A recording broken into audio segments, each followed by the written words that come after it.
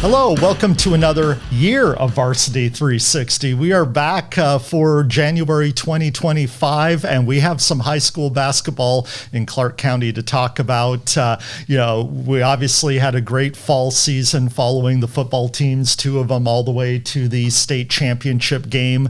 Then we took a little break for the holidays, but we are back to dive headlong into winter sports, and we're coming to you once again from the First Pacific Financial Studio in downtown Vancouver. Thanks again to them for supporting the show and continuing to support the community and high school athletics. But today we're going to look at 5 hot questions as the boys basketball season ramps up. So Will, how you feeling so far at this point of the season? Feeling good. We were just talking about before going on today that it's hard to believe it's already mid-January and we're not too far away for gearing up for the stretch run of the season. But it's one of my favorite times of year, covering high school hoops and staying indoors on cold nights here in Clark County. But it's been good so far. It almost feels like when the season starts in December, we kind of have a feeling out process. We're learning about maybe some new players, some teams that maybe we had questions about, and then the holidays happen. The teams go in some cases out of state to find some opportunities to play. But when we come back in January, that's really when the rubber hits the road. Yeah, it's definitely a slow feeling out process, like you said. And I think, the opening weeks of the season can be, a lot of non-league matchups, and it's kind of hard to get a feel for how everybody stacks up against each other. But now that we're kind of getting into league play really in earnest, we're kind of starting to see things take shape a little bit more. Absolutely. And that has spawned these 5 questions that we have that we're looking for answers to help really understand how this season is going to develop. And we're going to start with the first one in the 1A Trico League. What have we learned about the Trico League with the additions of Fort Vancouver and Kalama, which have come in Fort's case from Class 2A and Kalama's case from the Class B, into becoming instant contenders in the 1A Trico League? Yeah, first and foremost, Seton Catholic, I think the defending league champ is the team that we very much expected them to be after picking up their first state trophy. They're currently in first place and the only undefeated team in the league standings. But yeah, like you said, right behind them, I think Fort Vancouver has been a really interesting story as they drop down full-time to the 1A Trico League. They have a pretty dynamic starting 5 and a first-year head coach in James Jones, who was a longtime assistant, took over and slid over one chair to the head coach's chair this season. They've been really interesting. They've won 4 straight entering Tuesday. And then, a team like La Center, I think, is also interesting in that they had some kind of close losses early. They took a good Seton Catholic team down to the wire, ultimately lost by 5. Also had a 3-point loss early in the year to Castle Rock. But it seems like outside of those close losses, they've kind of started to figure out who they are. Logan Rainey is a pretty dynamic player for them and really a dynamic starting 5 that is capable of getting hot and scoring a lot of threes behind, Jace Grotti and Peyton Larkin and guys like Sharp Young and so on and so forth. And then Kalama had a really interesting win last week against a Kingsway team that we were kind of not too sure exactly what to make. And it just seems like, that top 4 is kind of started to establish itself, but even behind them, it seems like any given team on any given night can win a game in this league. Yeah, I think the calling card for all those top teams has been balance. Right. And that's really been the key. Obviously, you can get a certain amount of progress if you have one dynamic scorer who kind of fills it up on any given night. But I think that's, let's talk a little bit more about Fort Vancouver, especially. And what's struck me is the balance they have for players able to carry the scoring load, whether that's someone like Josiah Jointer or Isaiah Barajas or Leighton Livingood. Those are all 3 players who it seems like every night when their box score comes in, it's like all 3 of them are in double figures. Right, yeah, and all 3 are averaging double figures at this point. And yeah, like you said, it's a balanced team. It's a pretty veteran team at that, and one that kind of relished really kind of putting in the extra work this offseason. I was talking to James Jones a couple weeks ago after covering a game, game, and he said that, this team was constantly texting him to get into the gym and get into the weight room over the summer. And, it was common to see as many as 30 kids in the program show up to a random Thursday night in the summer. And I think that kind of, was an encouraging sign for the coaching staff, and clearly it's carried over into the season as well. Well, I think having a team in the league like Seton Catholic is sort of a blueprint to raising the level for everybody. Yeah. I think we all, circling back to what you said, we all kind of knew Seton Catholic was going to be the clear favorite coming in, because they basically returned the entire team that placed at state last year. And plus their most dynamic player, Caden Wilson, who, turned a lot of heads as a freshman, is now a year older. He's kind of added an element to his game with the outside shot. Last week, he set a school record with 10 3-pointers. This a kid who is, 6'2", 6'3", and able to really get to the basket. So he's really rounded out his game there. But then you bring back someone like Brady Angelo, Lance Lee, just those players that were so key to them last year. But having that type of team in the league, I think, has to benefit teams like La Center, teams like Fort Vancouver, and teams like Kalama, even though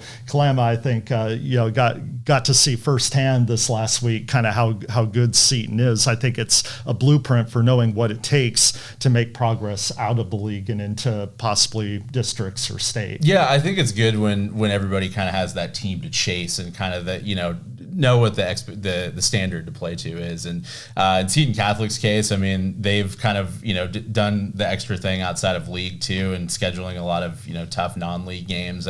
Even in some of the losses, I mean, they took a really talented Columbia River team down to the wire, lost by just 2 points. And, they played at Tualatin, a 6A school in Oregon, and a tough RA Long team, and Annie Wright, probably the best 1A program in the state right now. So yeah, it's still kind of Seton Catholics to lose, and they've done everything to kind of elevate their level of play, but then like you said, those other teams have kind of been in the chase as well. All right, we're looking forward to seeing how the Trico League stacks up as that league hits the home stretch.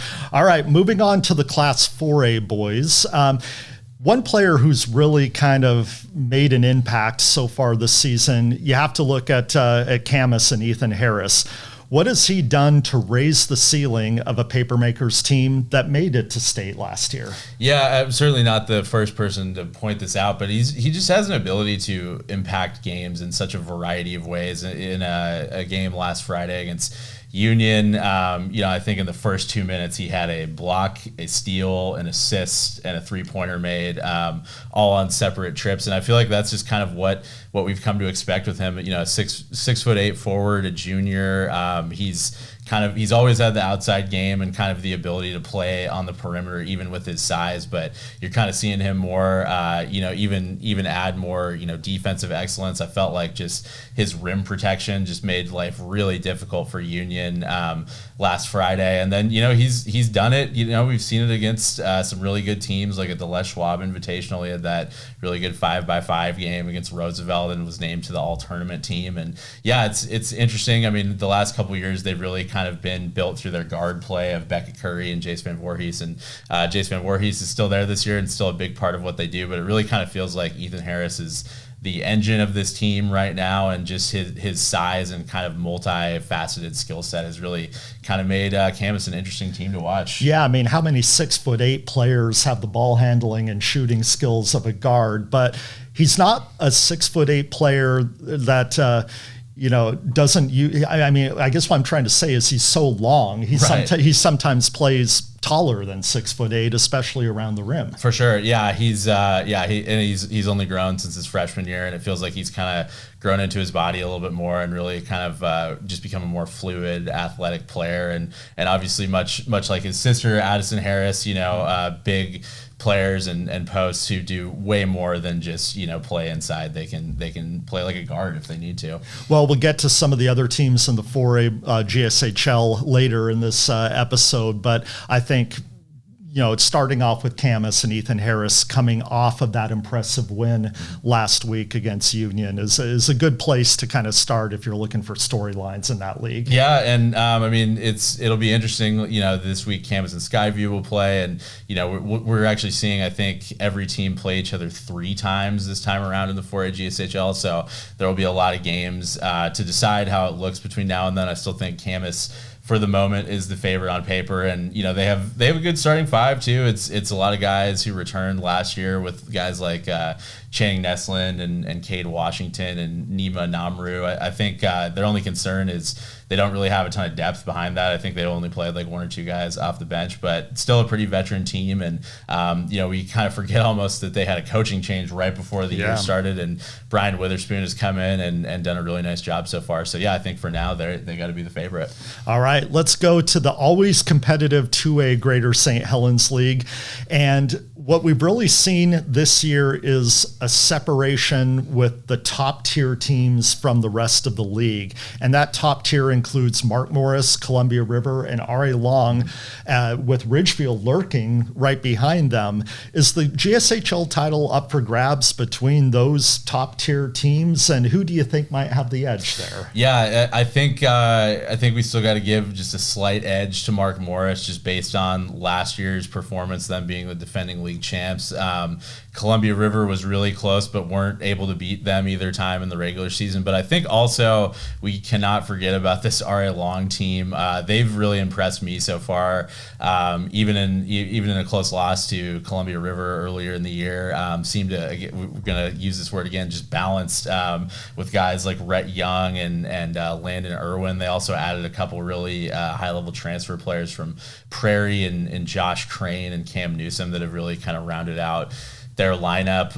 And Mark Morris and R.A. Long will play this week, and I think that'll give us a good insight into just how those 2 teams stack up. But really all 3 of these teams, and we can't forget about Ridgefield either, but those top 3 in particular are all ranked in the top 10 of the state and just about every ranking. So it's really tight between them. And so I don't know if that fully answers your question, but it's really close. I think I would just give a slight edge to Mark Morris right now. Well, I think the honest answer to the question is we don't know yet. Because if you look at what's happened already in this season, obviously the 2A GSHL is different from the other leagues down here in that they start so much earlier because they're an 8-team league. But you've already had Ridgefield, which is in 4th place, handing Mark Morris their only league loss. Yeah. You've had River showing it can beat R.A. Long. It did beat R.A. Long, but then lost to Mark Morris. And so it's kind of like any given, Thursday, Tuesday, Monday, whenever they play their league games,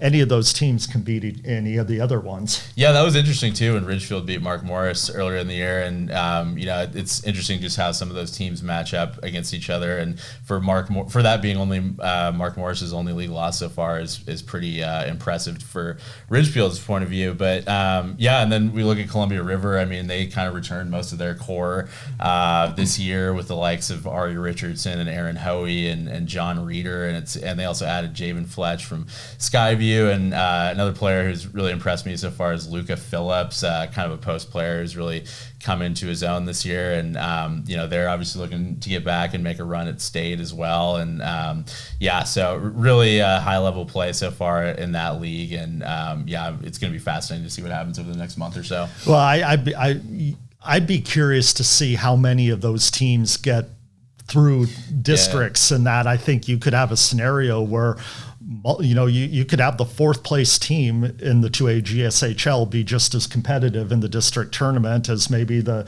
1, 2, and 3. But then obviously that district, the Evergreen Conference up there, is tough. So I think it's going to put even more value on maybe, getting out of league as the 1 or the 2 seed. Absolutely. Yeah. I mean, looking at last year's district tournament, I mean, they had 3 get through, and it was only because R.A. Long and Ridgefield played for that final spot. So there is definitely a scenario where all four could be playing winner to state games. And but you're right, you definitely want to avoid kind of that 4 or 3. So it makes all these games really important coming up here in the next month or so. All right, let's go to the 3A GSHL, another competitive league, and that's because you have Prairie, you have Mountain View, and then who else? Is it Kelso? Is it maybe a Heritage team that is starting to figure things out? Got a good win over Evergreen last week. Mm-hmm. How many teams are in the 3A GSHL race? What do you think, Will? Yeah, it's interesting. Kelso and Evergreen were playing for the league title on the final night a year ago, and as of right now, those are the bottom 2 teams in this league out of 5, and just goes to show, as we always say in this league, a lot of parity year in and year out. I think Prairie and Mountain View have kind of established themselves as the front runners, but Heritage has impressed me so far. I think they'll be in the mix, like you said, after getting that quality win against Evergreen last week, and I think a 4th or 5th year coach in Ashton Clark, who's kind of been with that program through this senior class's entire run, and Jose Zacharias is a really good player for them, averaging about 13 points per game and leading them. And then Prairie, it seems like so far that they're kind of the team to beat in my mind. Another team, with capable scoring all over the board. Carson Morningstar is the top scorer right now in the 4A and 3A GSHL, averaging nearly 25 points per game, and Malachi Patton is coming into his own as a pretty young player, and like I said earlier, it's pretty crazy when you think about the fact that Cam Newsom and Josh Crane were playing on this team last year, and even with their departure to another team, this Prairie team looks to be really tough. And then Mountain View, from what I've seen so far, a pretty young team, but a pretty, immensely talented team. I mean, when you look at a sophomore like Malcolm Weatherspoon, who's their leading scorer, is their point guard. Luke Swerdlick, another sophomore, just broke the school record for 3-pointers in December. So those 2 teams will meet this Friday. I think that'll give us a good kind of insight into how those 2 teams stack up. But yeah, I think so far it looks to be, I would say, a 3-team race. But even, Kelso is in the mix, nearly came back from a 20-plus point deficit last week to beat Mountain View. So lots of kind of topsy-turviness in this league as well. Absolutely, because like you mentioned, it's basically you take last year's standings and flip it on its head. Just shake it up. Yeah, but then, I go back to Carson Morningstar, like you said, only a sophomore, but a guy who, made an impact in that post position from the time he took the court as a freshman. Mm-hmm. So he's a tough matchup to anybody. Yeah, another post player who can do a little bit of everything, and just kind of a matchup nightmare for opposing teams. And the offense, really runs through him. But again, it's another balanced team, and it's interesting to see just kind of how they've been able to retool year after year. But Morningstar has been a very key part of that. All right, let's wrap this up with our number 5 question, and we'll circle back to the 4A Greater St. Helens League. What does the future look like for a retooled Skyview team that finished 6th at state last season? Obviously, they had a great run, made it to the Tacoma Dome, had a dramatic win in a loser out winner to the trophy round game with Ryan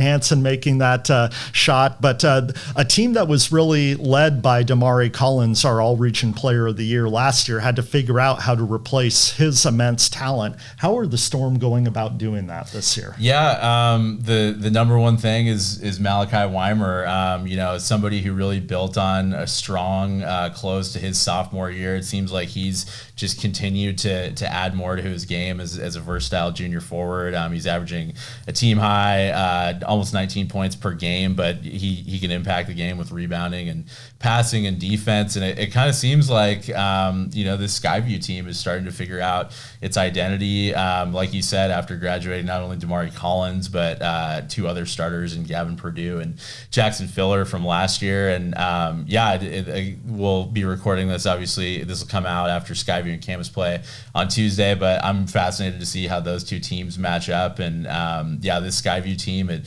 seems like year after year, Matt Grueller is just one of those coaches who kind of figures out the puzzle pieces and how to fit them. And Malachi Weimer is a key part of that. And even Ryan Hansen, like you mentioned earlier, he was kind of their 6th man last year, but he's kind of carved out an even bigger role in the starting lineup. Still a great knockdown shooter and scorer. And it'll be interesting to see kind of how they stack up as well. But it looks like through the first month of the season, after playing a pretty tough schedule, the Skyview team is kind of starting to figure out who they are. Well, it's like rain in January and Skyview being competitive every year. It just seems to happen. It's just every year they're in the mix. They're, I think they've set that standard and maintained that standard for a long time, that every year they're thinking about getting a trophy and making a deep run. And that all starts obviously in league play against, whether years ago, obviously it was Union that was kind of the cream of the crop, but Skyview was always the team pushing them. But now it really seems like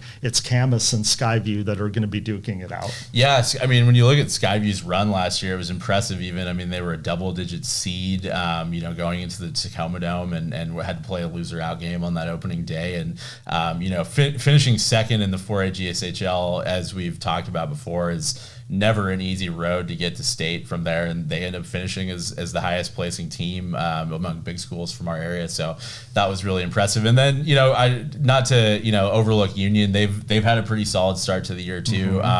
They ultimately missed the postseason last year, but they seem to be kind of starting to find themselves a little bit more in year two under Coach Gerald Howe, and even despite that loss to Camas, I think they're 9-3 going into Tuesday and still in a pretty good spot. So, for right now, I think you're right. It's Camas and Skyview, and then we'll kind of see how everything shakes out from there. All right. The answers to these 5 questions will help us figure out what is going to happen, what the plot is for the 2025 version of the high school basketball season here in Southwest Washington. We're going to do the same thing for the girls next week. Obviously, last week was highlighted by that amazing Camas and Union clash that came down to the wire. But we're going to have a lot more questions that we're going to seek answers to for the girls and how those leagues are going to shape out in Southwest Washington. So thank you for joining us for another year in 2025. We're looking forward to seeing how these league races shape up in basketball. We've also got wrestling tournaments. We've got the Clark County Invitational or the Clark County Championships coming up this weekend. So I'll be out there